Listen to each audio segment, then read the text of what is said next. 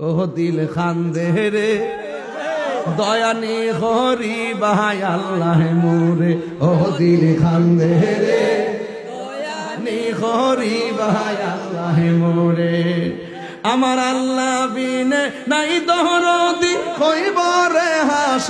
আসসালামু আলাইকুম, যারা দেখছেন সবাইকে অভিনন্দন। আর আমরা চলে আসছি সোনারঘাট মোরারবন্দে, যেখানে যখনই দেখবেন আপনি কোনো হতাশায় ঘুরছেন, কোনো না কোনো মাজারে চলে যাবেন। এখানে মাজারে আসলে খুবই শান্তির জায়গা।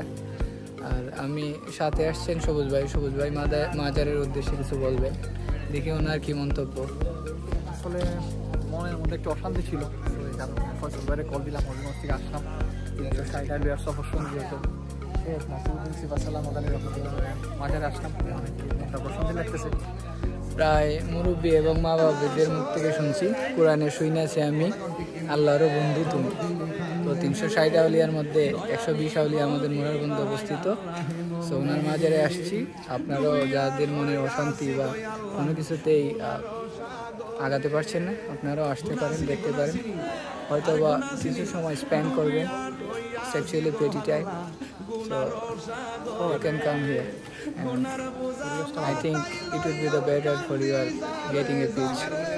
ঠিক না ও দিল খান্দে রে দয়ানি হরি ভাই আল্লাহ মোরে। এটা গামো মন মজায় গামো, এটা সোনারগড়ে প্রথম গাইলাম, মন মজায় গামো ইনশাআল্লাহ। এটাও আইতাছে, মারহাবা জোরে কর।